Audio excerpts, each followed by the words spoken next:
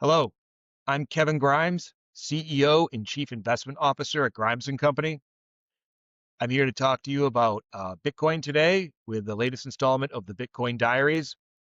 Need to get a couple compliance items out of the way from the beginning. As always, this is not specific investment advice.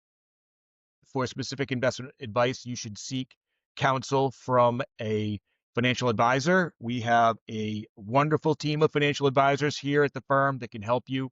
You can reach out to them right from the website, www.grimesco.com. Also, all of this is in reference to Bitcoin, which is the only crypto market that Grimes and Company follows. And if you have any questions or you'd like to read any of our other materials on Bitcoin, you can do so right from the website or from the YouTube channel.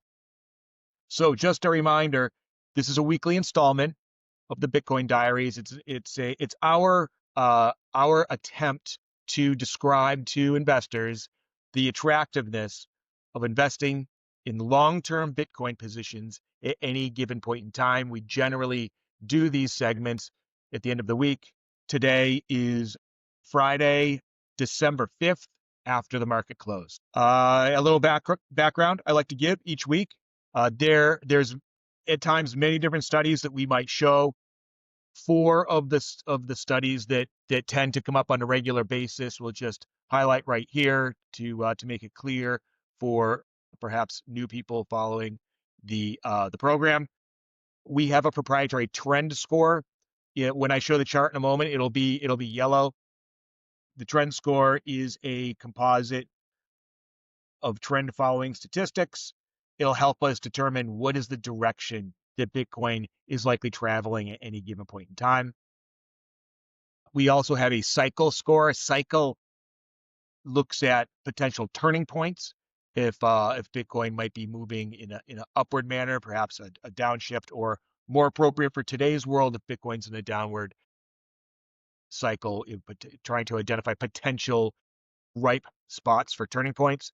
It's another study that we use. We also use RSI, which is the relative strength index. That also helps us determine points in time where Bitcoin perhaps is very overbought or very oversold, which could also help us determine turning points.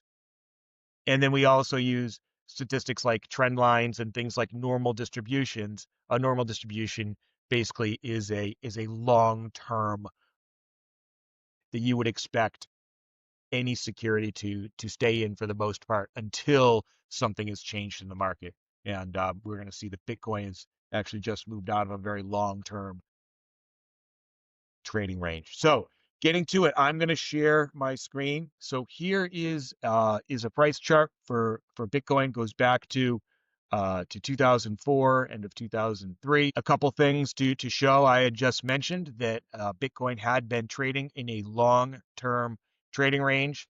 You can see that from this normal distribution here. And clearly, Bitcoin has fallen out of this distribution since the middle part of November. So over 2 weeks ago, almost 3 weeks ago. Also, you could see from these statistics, the studies that I cited earlier. The trend study here in yellow is showing that Bitcoin fell into a negative trend back here in late October and has been in a negative trending state since that point and remains there today. And so those are the two negatives, falling out of a long-term upward channel and having negative trend study.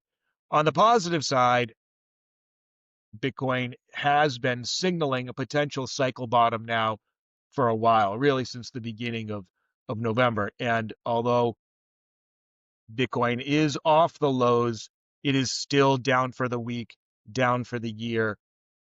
We are still in what we would describe a wait and see mode. So the song remains the same. We're waiting. We're looking for Bitcoin to show that it has perhaps the market for Bitcoin has put in a bottom in price, and so we have a bottom that has occurred recently. We hit a low of $85,127 on a closing basis for Bitcoin. This is This is back a couple weeks ago, and so we're off those lows. If that level is violated to the downside, I think that we would have be forced to give the chart the lowest possible score of attractiveness, a 1. But until that happens, we are at a 2 on a scale of 1 to 7, with 4 being the middle. We're in risk aversion mode. We are waiting and seeing if Bitcoin can get off the canvas here and start to move higher, or at least put in a solid base. So for you long-term investors that don't mind a high risk entry point, I guess you could consider this now, considering we're about 25% off the highs. But for those of us that are looking for a lower risk entry point for long-term positions in Bitcoin, I'd like to see a little more evidence that things are moving higher. We would say proceed with caution until further notice. So there you have it, folks. We're a 2 on a scale of 1 to 7.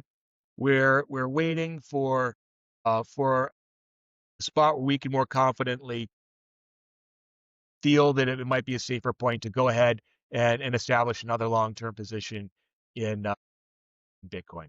So again, please reach out to any of our financial advisors, visit us on our website, visit us on our YouTube channel, and we look forward to next week.